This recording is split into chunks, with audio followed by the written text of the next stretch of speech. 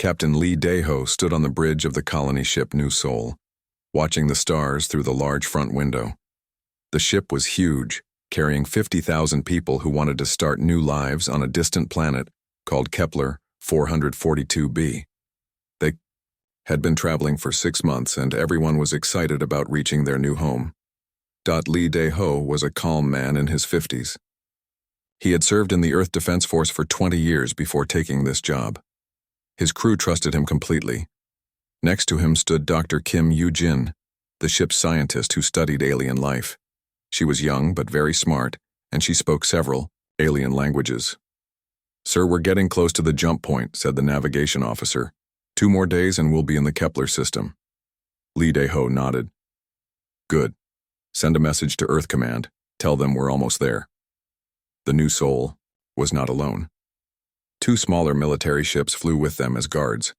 The ships were called Earth's Pride and Defender 1. They carried weapons and trained soldiers to protect the colonists from space pirates or other dangers. Dr. Kim Yoo-jin was looking at her computer screen. She had been studying reports about the area they were traveling through. Most of it was empty space, but there were some alien races nearby. Most aliens were friendly to humans, but not all. "Captain," she said, "I'm seeing some strange signals on the long-range sensors. They're not natural." Lee Dae-ho walked over to look at her screen. The signals were weak, but clearly made by someone. "Any idea who it might be?" "The pattern looks like Vorthak communication," Yoo-jin said, "but they're not supposed to be in this area." The Vorthak were a race of large, aggressive aliens. They looked like giant lizards that walked on 2 legs. They were known for attacking weaker species and making them into slaves. Most civilized aliens stayed away from Vorthak space. "Keep monitoring those signals," Lee Dae-ho ordered, "and tell the escort ships to be ready." An hour later, the sensors showed 3 large ships approaching fast. They were Vorthak warships, dark and covered with weapons. Each ship was twice the size of the New Seoul. "Captain, we're being contacted," the communication officer said. "Put them on screen." The front window changed to show the inside of a Vorthak ship. A huge alien sat in a command chair. His skin was dark green and covered with scars. His teeth were long and sharp. This was War Chief Gorthak, leader of this Vorthak group. "Weak humans," Gorthak said in broken but understandable human language. "Your ship will stop. You will surrender. Your people will serve the Vorthak Empire." Lee Dae-ho stood straight and spoke calmly. "I am Captain Lee Dae-ho of the colony ship New Seoul. We are peaceful travelers heading to a new world. We request safe passage through this space." Gorthak laughed, a horrible sound that made everyone on the bridge uncomfortable. "You request? You are food animals. You will obey or you will die." "We have no quarrel with your people," Lee Dae-ho said. "We only want to pass through peacefully." "Peaceful?" Gorthak's eyes glowed red with anger. "You humans think you are important. You have been in space for only 200 years. We have ruled the stars for thousands of years. You will learn your place." Dr. Kim Yoo-jin whispered to the captain, "Sir, we should try to negotiate. The Vorthak sometimes accept payments or trade goods." Lee Dae-ho nodded and spoke to Gorthak again. "Perhaps we can reach an agreement. We have medical supplies and technology. That might interest you." "The only thing that interests me is your surrender," Gorthak replied. "You have 1 hour to give up your ship. If you refuse, we will take it by force. Your warriors will be killed. Your females will breed our young. Your children will work in our mines until they die." The screen went dark. Everyone on the bridge was quiet. They all knew the Vorthak meant every word they said. "Sir, what are our options?" asked the weapons officer. Lee Dae-ho thought carefully. The New Seoul had some defensive weapons, but they were not strong enough to fight 3 Vorthak warships. The escort ships were brave, but they were also outnumbered. "Send a message to Earth Command immediately," he ordered. "Use the quantum communicator. Tell them exactly what's happening here." The quantum communicator was special technology that could send messages instantly across any distance. Every human ship had one, connected directly to Earth's military command. Minutes later, Admiral Park Jin-woo appeared on the communication screen. He was the head of the Earth Defense Force, a tough man with gray hair and serious eyes. Captain Lee, I received your message. Are you sure about the Vorthak demands? Yes, sir. They want us to surrender completely. They plan to make our people into slaves. Admiral Park's face became very hard. Captain, you will record everything that happens next. Make sure the recording is sent to Earth automatically. Sir, what should I tell the Vorthak? Tell them that humanity does not surrender to anyone. Tell them that harming innocent civilians is a mistake they will regret forever. The hour passed quickly. Gorthak appeared on screen again, looking even more angry than before. Human Captain, what is your answer? Lee Daeho stood proud and strong. We will not surrender. We are free people traveling to make a new home. We have done nothing wrong. Gorthak roared with rage. Then you will die, all of you. The Vorthak ships opened fire immediately. Their weapons were powerful plasma cannons that could destroy smaller ships with one hit. The escort ship Earth's Pride exploded in a ball of fire. Defender 1 tried to fight back but was destroyed seconds later. The New Soul shook as enemy fire hit its shields. Alarms rang throughout the ship. People screamed as the lights went out in some sections. Shields failing, shouted the engineering officer. Hull breach on deck 7, called another crew member. Lee Daeho held onto his chair as the ship shook. Again. All hands, prepare for boarding. Protect the civilian areas. The Vorthak ships moved closer and attached to the New Soul with metal tubes. Armored Vorthak soldiers broke through the walls and began capturing people. They were huge, over 8 feet tall, with natural armor and sharp claws. Human security guards fought bravely, but they were outnumbered and outgunned. The Vorthak had energy weapons and personal shields. They moved through the ship like a disease, capturing anyone they found. Dr. Kim Yoo-jin was working at her station when Vorthak soldiers broke onto the bridge. Captain, the quantum communicator is still working. Earth Command is receiving everything. Lee Daeho was grabbed by 2 large Vorthak soldiers. As they dragged him away, he saw Gorthak walking onto his bridge. Stupid humans, the war chief said. You could have lived as slaves. Now half of you will die as an example. The Vorthak selected 500 humans, including many children and elderly people. They put them in a cargo bay and began broadcasting their demands to nearby space. Humans of Earth, Gorthak spoke into the camera. Your people are now property of the Vorthak Empire. These soft creatures will work for us. Their children will grow up as our servants. Any human ship that enters our space will suffer the same fate. On Earth, Admiral Park Jin-woo watched the broadcast with cold eyes.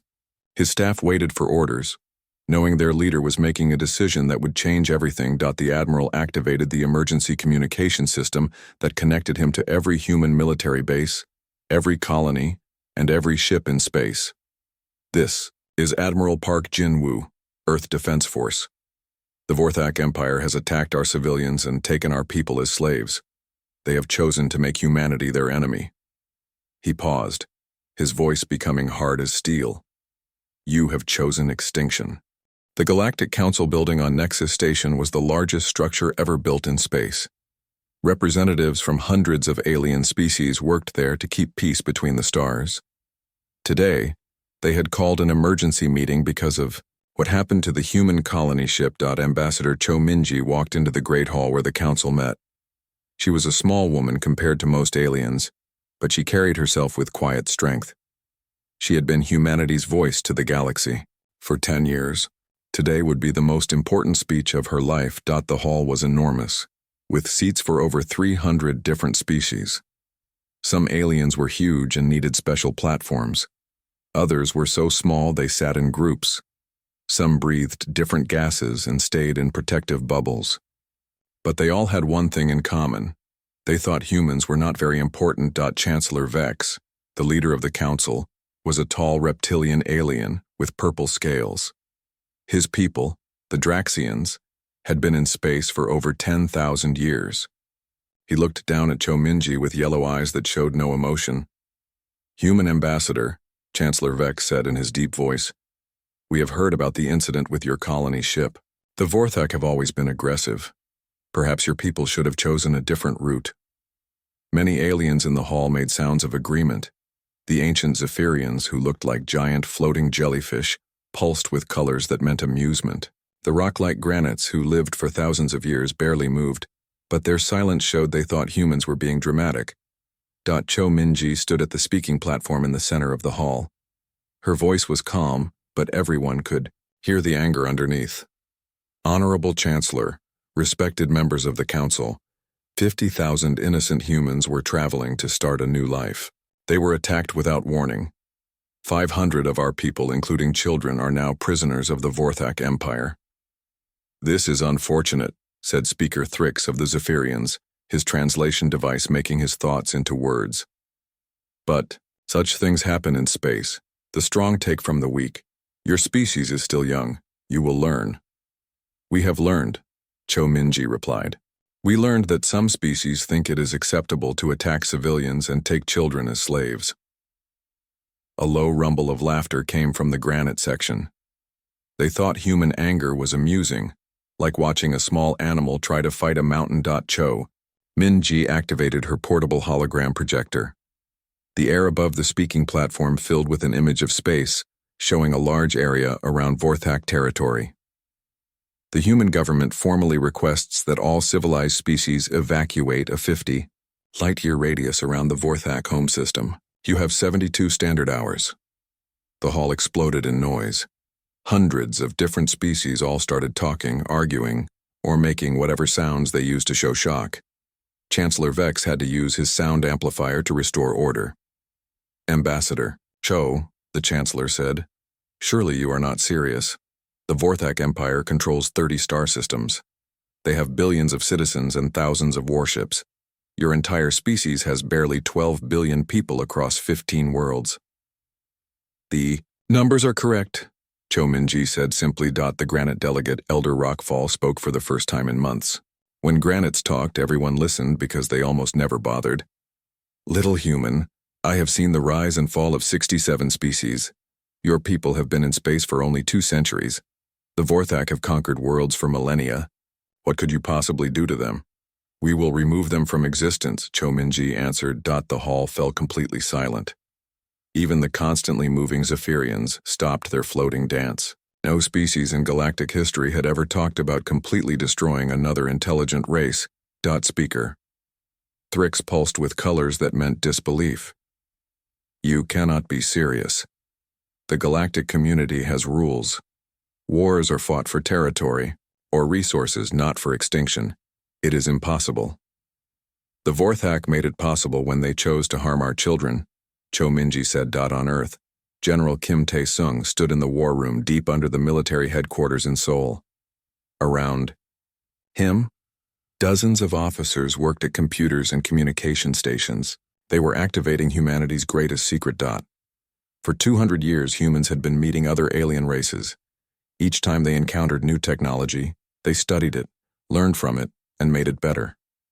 What the galaxy did not know was that humans were incredibly good at warfare. It was something they had been practicing on each other for thousands of years before they reached space. General, all Ghost Fleet units are responding, reported Colonel Moon Jae-hyun. Project Prometheus is ready for activation. General Kim nodded. Project Prometheus was humanity's secret weapon project, led by the brilliant engineer Yang So-young. For 50 years, she had been designing self-building war machines that could use the energy of stars to make copies of themselves. The galaxy thought humans were peaceful traders. They were wrong. Send the activation code to all hidden bases, General Kim ordered. It's time to show the galaxy what happens when you threaten human children. In the dark spaces between stars, where no alien sensors could detect them, massive human shipyards began to wake up. These were not the simple factories that other species knew about. These were automated construction facilities that had been building warships in secret for decades. Engineer Yang So-young watched from the command center of Facility Zero, hidden in the asteroid belt around a dead star. She was a small woman with gray hair, but her mind had created weapons that could destroy worlds. All systems are green, she reported to Earth Command. The fleet will be ready in 48 hours. Back on Nexus Station, the Council was still arguing about humanity's announcement. Most aliens thought it was impossible for such a young species to threaten the mighty Vorthak Empire. Perhaps, suggested Chancellor Vex, we should send negotiators to speak with both sides. Surely this can be resolved without war. There is nothing to negotiate, Chominji said. Return our people alive and unharmed or face the consequences. And if the Vorthak refuse, asked Elder Rockfall, then they will learn why no species should ever threaten human families. At that moment, a new hologram appeared in the hall. It was War Chief Gorthak broadcasting from his flagship. He looked even more arrogant than before. Foolish council members, he said. I hear the human insects are making threats. Let me show you what we do to those who oppose us. The image changed to show a large room on the Vorthak ship. Human prisoners were lined up against a wall, including children and elderly people. Vorthak soldiers with energy weapons stood ready. Choose 10, Gorthak ordered his soldiers. Kill them slowly, so the humans can watch. Chominji's face went completely white, but her voice stayed steady. Stop this, those people are innocent. They are property, Gorthak laughed.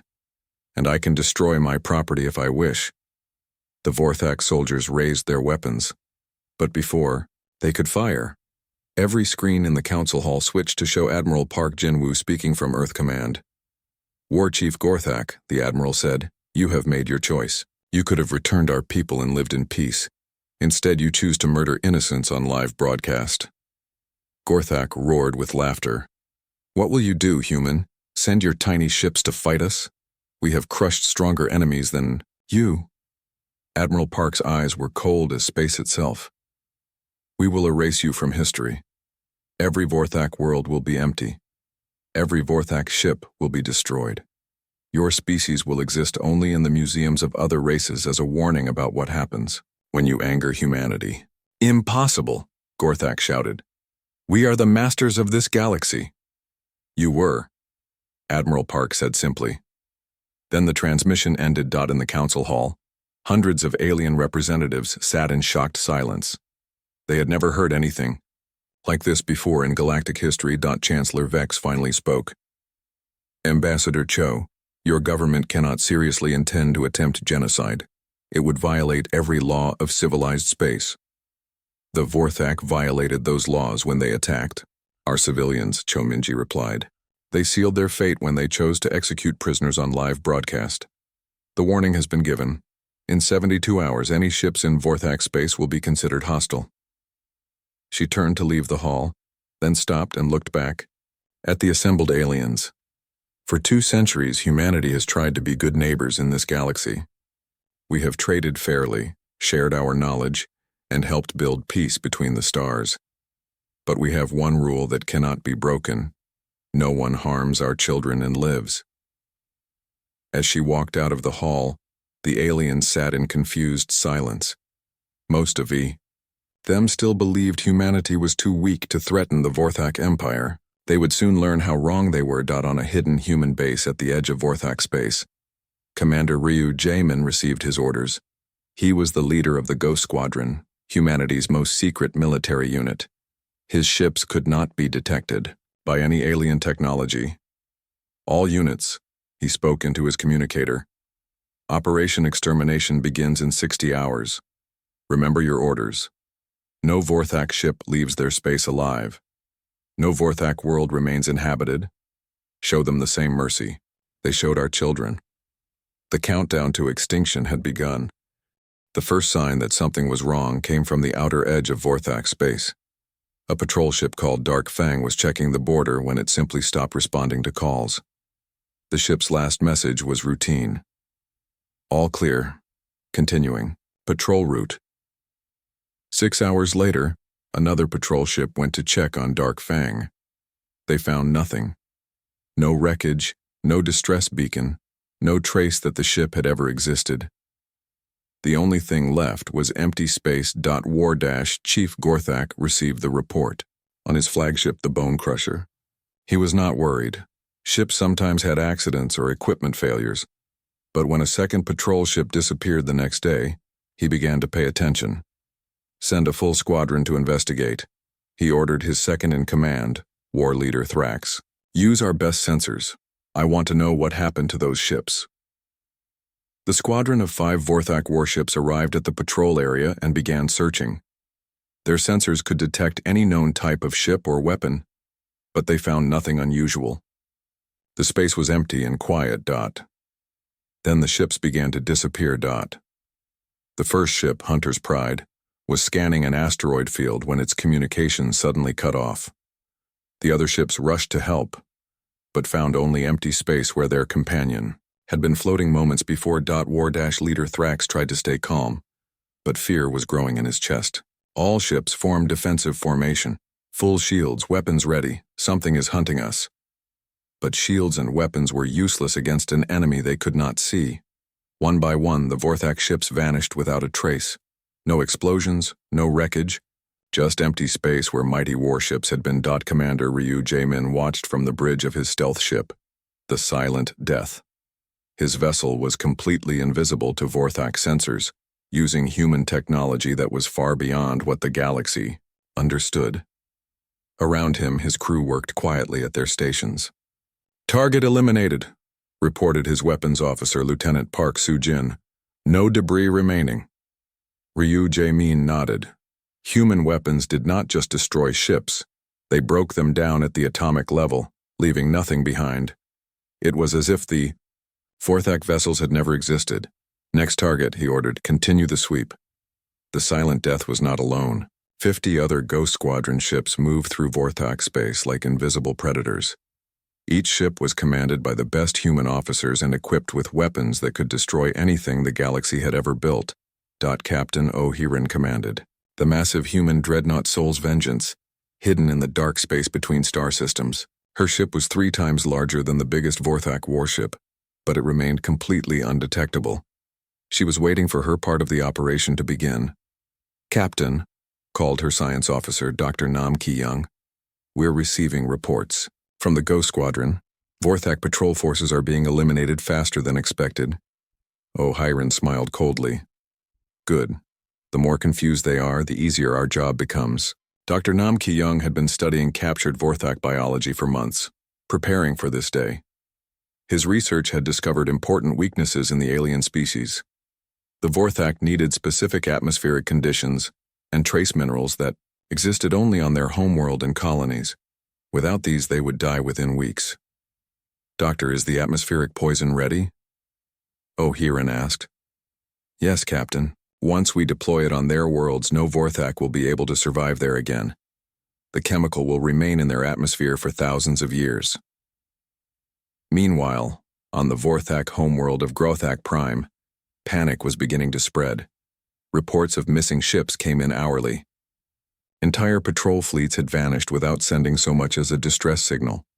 War dash. Chief Gorthak stood in his command center, surrounded by confused officers. His people were the greatest warriors in the galaxy, but they were facing something they had never encountered before, an enemy they could not see or fight. "Sir," reported Communications Officer Vrak, "we've lost contact with the entire 4th Fleet. 20 ships gone without a trace." Gorthak slammed his massive fist on the table. "This is impossible. No species has technology that can make our ships disappear." But the disappearances continued. Supply convoys, mining ships, passenger transports, anything with a Vorthak signature was simply erased from existence. The attacks seemed random, but they were actually carefully planned.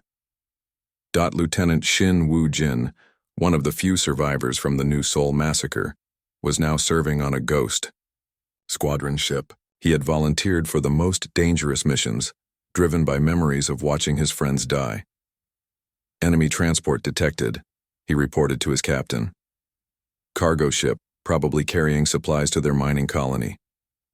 "Eliminate it," the captain ordered. Shin Woo-jin fired the ship's primary weapon. The Vorthak transport simply ceased to exist, its atoms scattered into space. He felt no satisfaction from the kill. The Vorthak had shown no mercy to innocent humans, so they would receive none in return. As days passed, the Vorthak Empire began to realize they were under attack.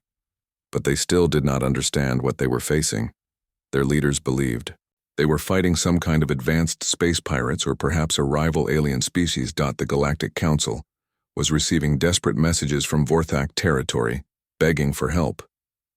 Chancellor Vex called an emergency meeting, but few species wanted to get involved in what they saw as a human-Vorthak conflict. Perhaps, suggested Speaker Thrix of the Zephyrians, the humans are using some kind of new stealth technology.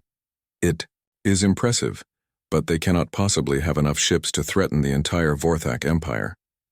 Elder Rockfall of the Granites was less optimistic. I have reviewed the reports.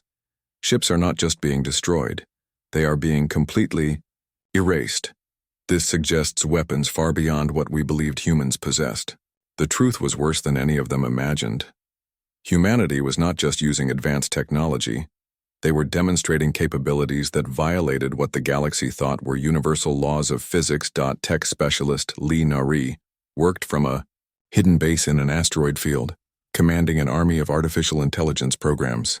Her digital warriors had invaded every Vorthak computer network, turning their own systems against them.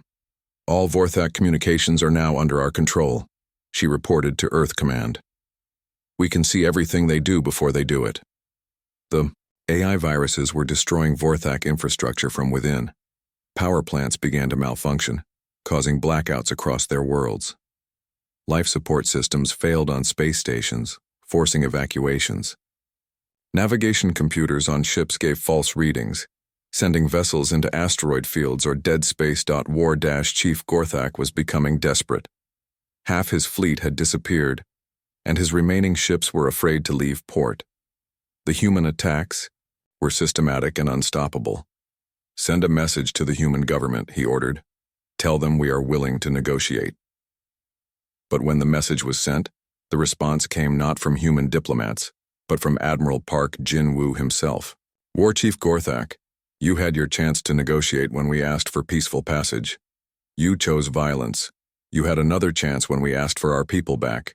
You chose murder. There will be no more chances.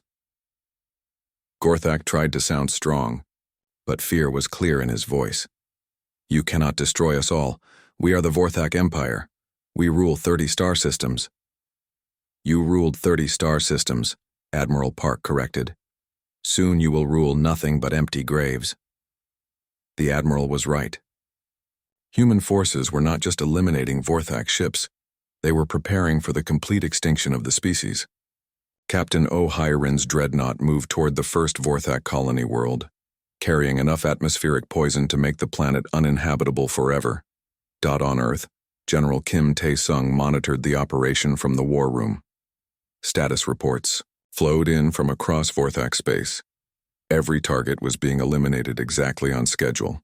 Sir, reported Colonel Moon Jae-hyun, the Ghost Squadron has cleared the outer systems. No Vorthak ships remain in the border regions. Excellent.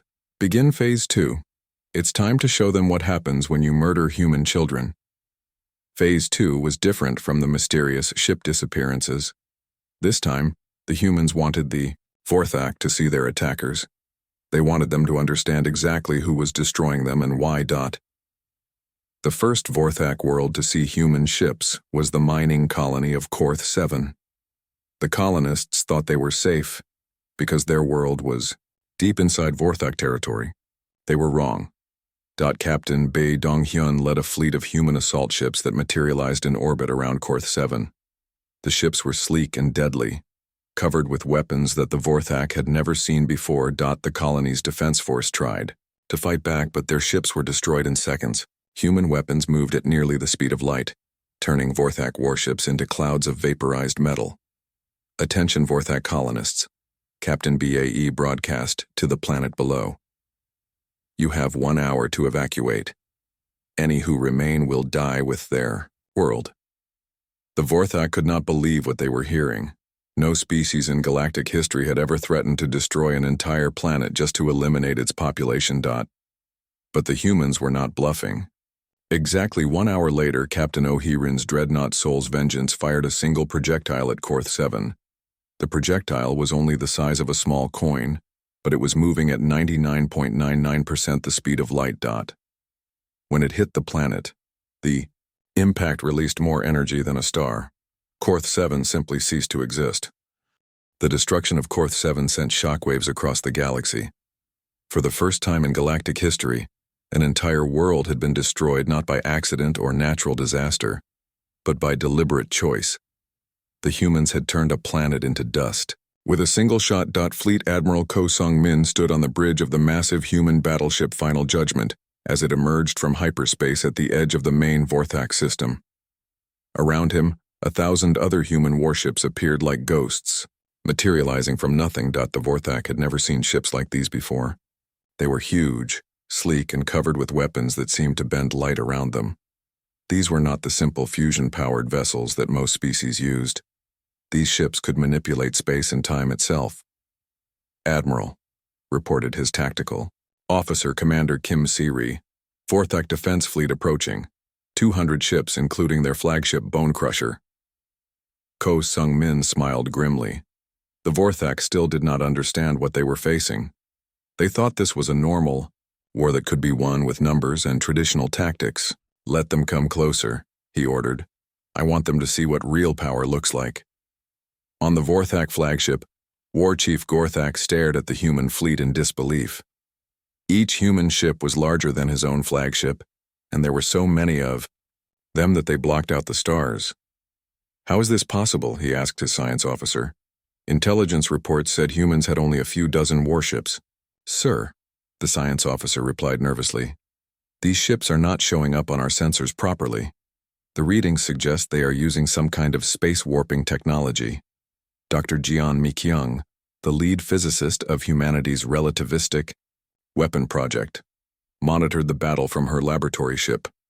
She had spent 20 years developing weapons that could turn tiny particles into planet killers by accelerating them to impossible speeds. "All ships, weapons are charged and ready," she reported to Admiral Ko. "Relativistic projectile systems at full power." The Vorthak fleet opened fire first, sending thousands of plasma bolts and energy beams toward the human ships.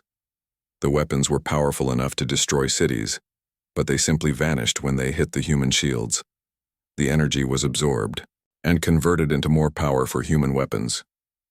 "Their shields are impossible," shouted war leader Thrax from his position next to Gorthak. "Our weapons are having no effect." Admiral Ko Sung-min waited until the Vorthak had fired everything they had. Then he gave a simple order: "Fire." The human fleet responded instantly, but instead of energy beams or plasma bolts, they fired tiny pieces of metal accelerated to 99.99% the speed of light.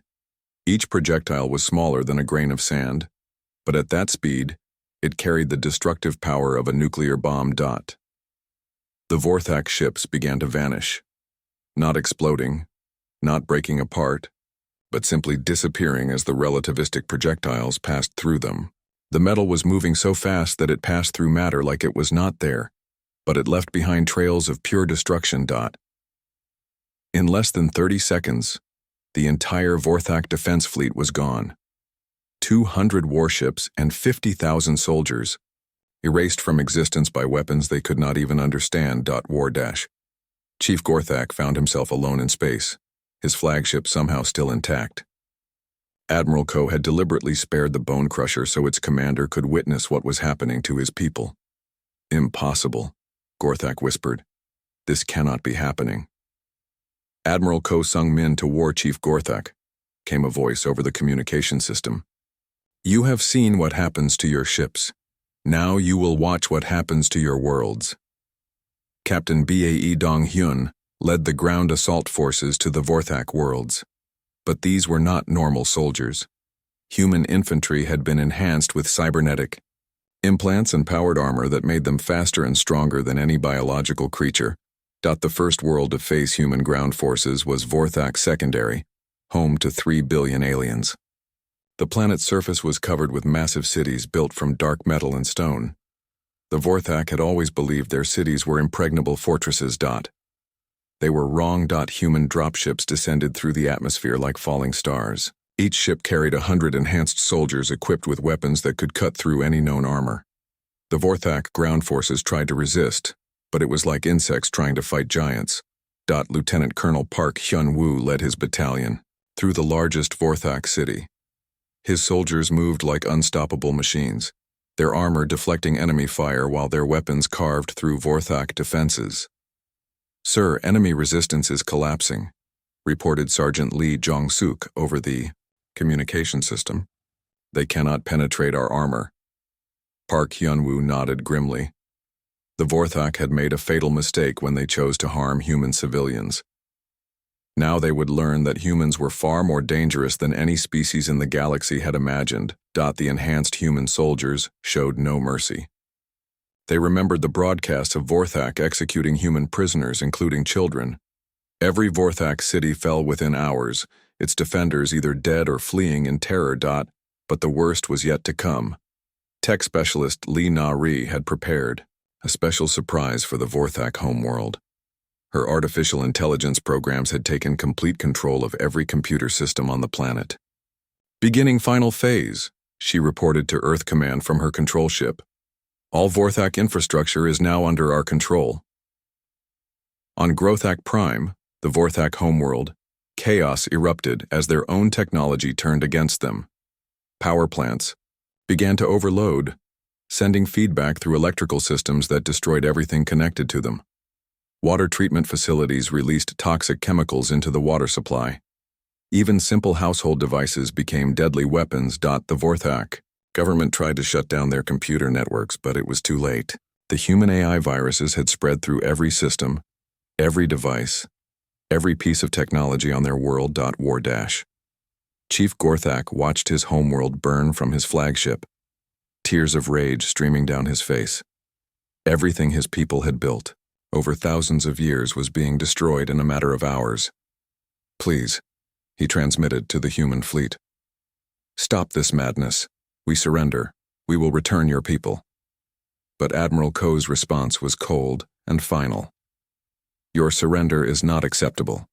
You chose to murder innocents. Now you will face extinction." The systematic destruction continued across all 30 Vorthak systems. Human fleets appeared in orbit around every Vorthak world, carrying weapons that could destroy planets or poison atmospheres for thousands of years. Dr. Nam Ki-young supervised the deployment of atmospheric toxins on Vorthak worlds. The chemicals would make the air unbreathable for Vorthak lungs while remaining harmless to most other species. Even if any Vorthak escaped the initial attack, they would have no worlds to return to. "Atmosphere of Vorthak secondary successfully poisoned," he reported. "The world will be uninhabitable to Vorthak for approximately 8,000 years." One by one, the Vorthak colonies fell. Some worlds were destroyed completely, turned into asteroid belts by relativistic weapons. Others were left intact but poisoned. Their atmospheres changed so that no Vorthak could ever live there again. The few Vorthak ships that tried to escape were hunted down by Commander Ryu Jaemin's Ghost Squadron. The invisible human ships followed, the fleeing aliens across the galaxy, ensuring that none could find sanctuary on other worlds. "Target acquired," reported Lieutenant Shin Woo-jin from his stealth fighter. "Last Vorthak transport, heading for neutral space." "Eliminate it," came the order. "No survivors."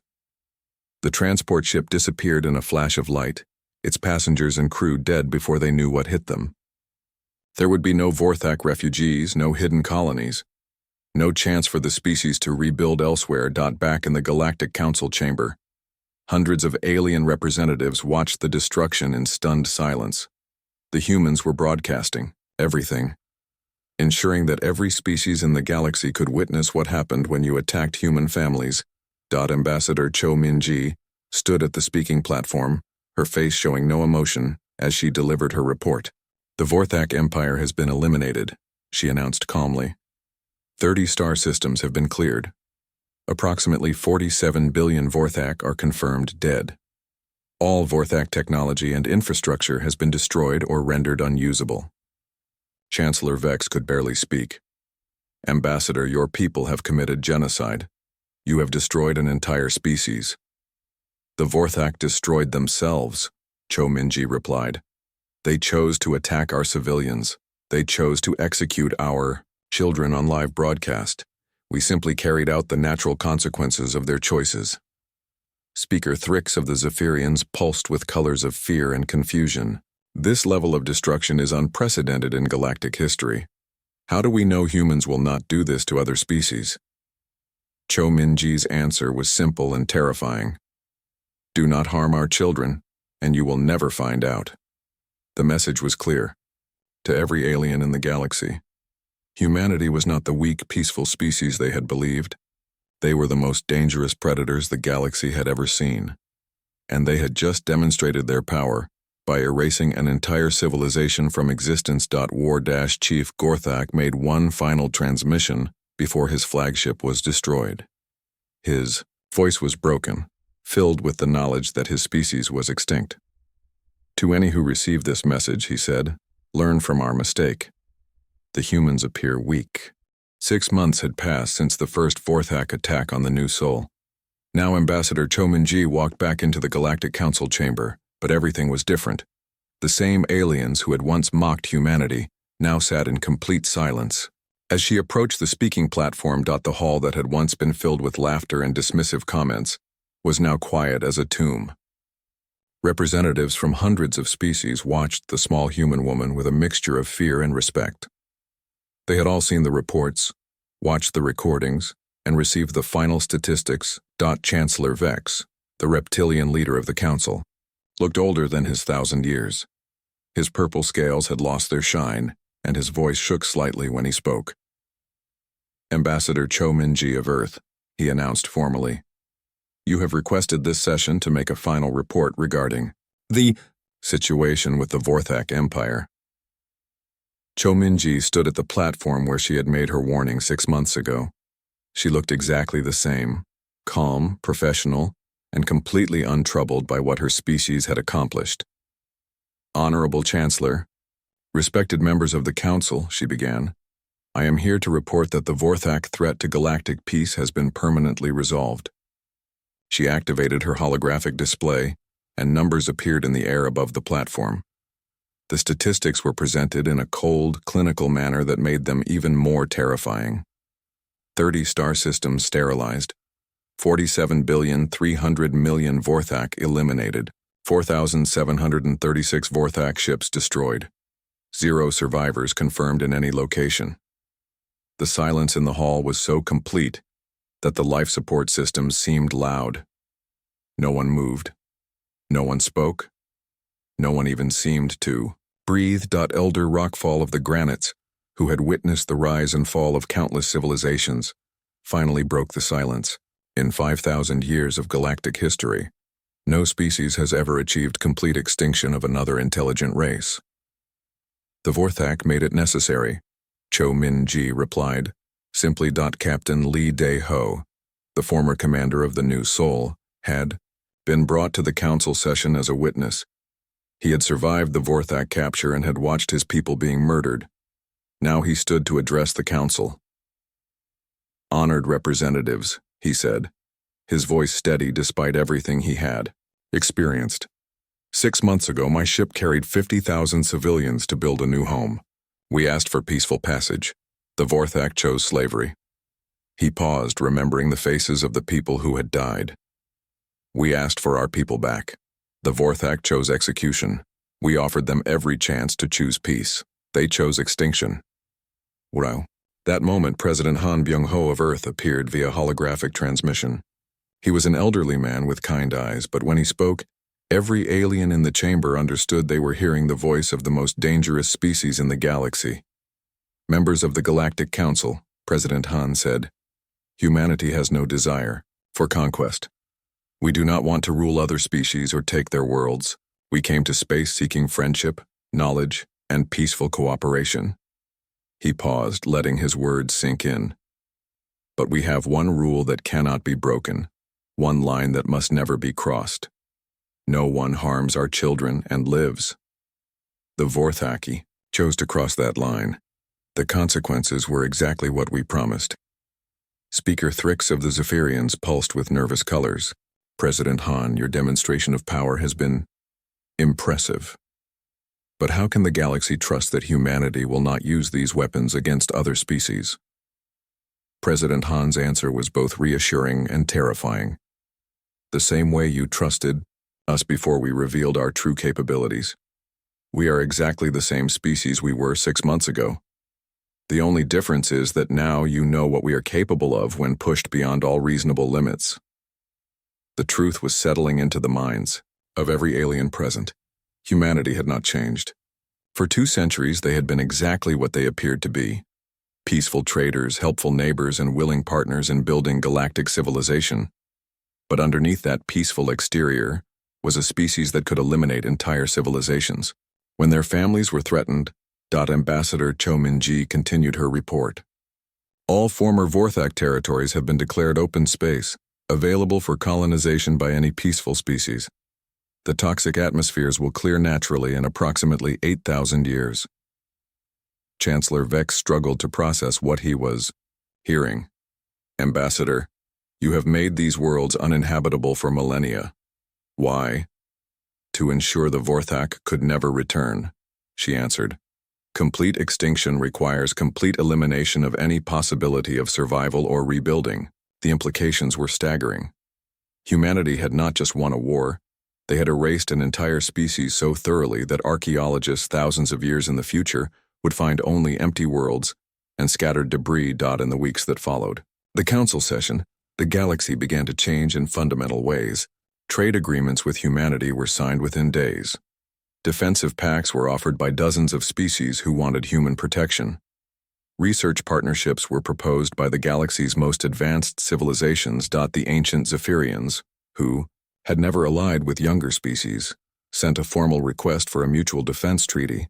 The proud Granites, who had considered themselves the ultimate survivors, quietly asked for human advisors to help improve their own military capabilities. But the most significant change was in how conflicts were resolved throughout the galaxy. For the first time in galactic history, the phrase, "What would the humans think?" became a common part of diplomatic discussions. Species that had been on the verge of war suddenly found ways to negotiate. Pirates and raiders discovered that their activities were no longer profitable when potential victims could call for human assistance. Even the most aggressive civilizations began to reconsider their expansionist policies. 100 years later, the Museum of Galactic History on Centauri Prime opened a new exhibit. Visitors from across the galaxy came to see the single display case in the Hall of Extinct Species. Inside the case stood a holographic recreation of a Vorthak warrior in full battle armor. The alien figure looked imposing and fierce, but there was something sad about it. The knowledge that this image was all that remained of an entire civilization. The plaque beneath the hologram was simple and direct. The Vorthak Empire, 2387 to 2387. Galactic Standard. Population at extinction, 47.3 billion. Duration of conflict with humanity, 186 standard days. Cause of extinction. Attacked human civilians and executed prisoners, including children. Let their memory serve as an eternal warning.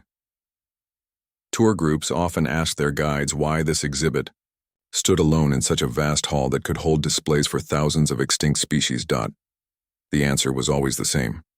Because after the Vorthak, no species has ever been foolish enough to test humanity's patience again. Children from dozens of different alien species would stare at the holographic Vorthak warrior and ask their parents the same question. Why did they attack the humans? The parents would kneel down to their children's level and give the same answer that had been passed down for a century. Because they did not understand that the kindest species in the galaxy can also be the most dangerous when you threaten their families. In the quiet corners of space stations and alien worlds, older beings would tell stories to younger ones about the time before humanity revealed its true nature. They spoke of the 6 months that changed the galaxy forever, when a peaceful species demonstrated that they possessed the power to end civilizations. Remember, the old ones would say, humans are our friends and protectors now. They build hospitals on our worlds, share their technology freely, and help us resolve our conflicts peacefully.